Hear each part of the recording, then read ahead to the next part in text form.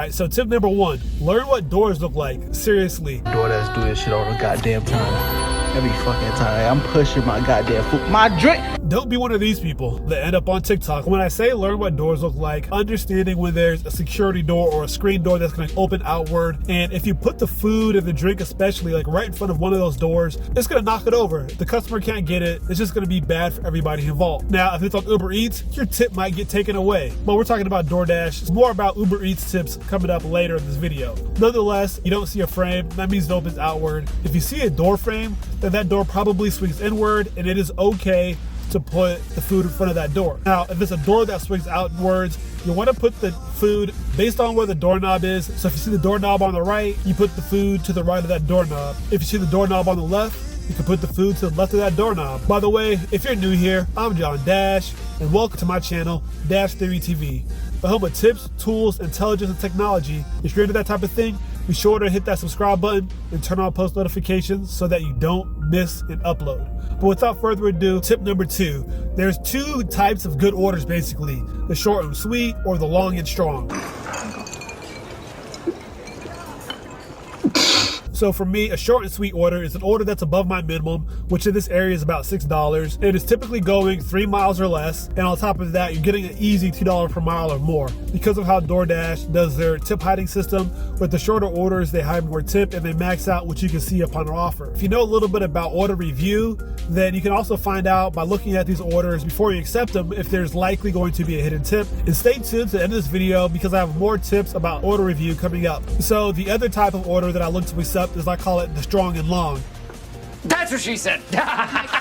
They're the ones that are $10 or more, and I'm getting a solid $1.50 per mile, and there's still a good chance of getting a hidden tip on these orders. Ideally, this order also ends near a hot spot because time is money. My strategy is a mix of both of those, strong and long, as well as short and sweet. But if push came to shove, I would go with the bigger orders because I'm trying to make the most money in the least amount of time possible. Now, tip number 3 is choose your dash area based on the types of restaurants in the area, not the size of the houses in the area. The best type of restaurants that give you the best orders are going to be sushi restaurants, sit-down restaurants, as regular, schmegular as an IHOP, a Denny's, a Red Robin, or even an Applebee's. Or it could be a really nice and fancy restaurants like the steakhouses, the sushi bars, as well as the ghost kitchens that are inside of those sit-down restaurants as well. There's quite a few Denny's that are offering other things. The Applebee's in my area also is like a wing restaurant. A lot of times with these nicer sit-down restaurants, you may also be getting a 2-for-1. And always keep in mind that the tips are a dice roll. Just because you see a nice restaurant with a high subtotal doesn't necessarily mean that there's going to be a high tip on there, but more times than not, and especially more times than like a Chipotle or McDonald's, you know, Taco Bell's like 90% sauces on those big orders. You're going to find a better tip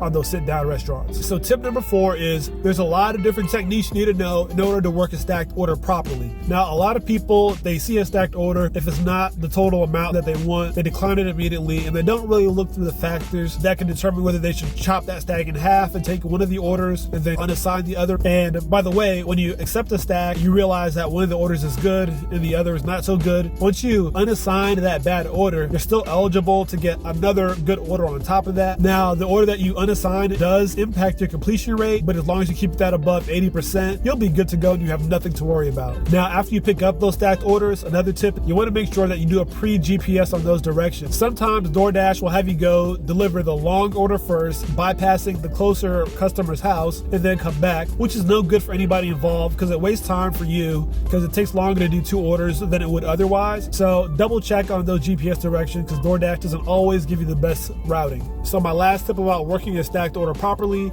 is that when you get a stacked order, sometimes you get the first pickup, it's ready on time. You get to the second pickup and it's going to be another 10 minutes. Now, a lot of times I would recommend unassigning that order, but if that second order is of good value, you think that's a good order and it's worth waiting for. If that first order takes you maybe 5 to 10 minutes to drop off round trip, what I do recommend doing is switching tasks to that first order, going, dropping off that first order, coming back for that second order, and by the time you get there, it'll be ready. And on top of that, on the way back from dropping off that first order, you are eligible to get another offer, so you could potentially be getting another stack or refilling the stack, triple stack, whatever you want to call it, on the way back to get that second order and stay busy, making more money in less time. Here's a bonus tip for y'all. Whenever possible, try to accept the order as soon as you drop off your previous order. DoorDash increases your base pay based on the total amount of distance that you drive. So if you drop off an order that's 2 miles away from your hotspot, DoorDash will offer you those orders going back to your hotspot and going back to that drop-off point 2 miles away, essentially turning a 2-mile order into a 4-mile order, getting compensated for the full trip, and earning more per hour. By using this tip, you can essentially increase your base pay throughout your shift, especially during the busy times, and it definitely adds up at the end of the day, end of the week, end of the month, etc.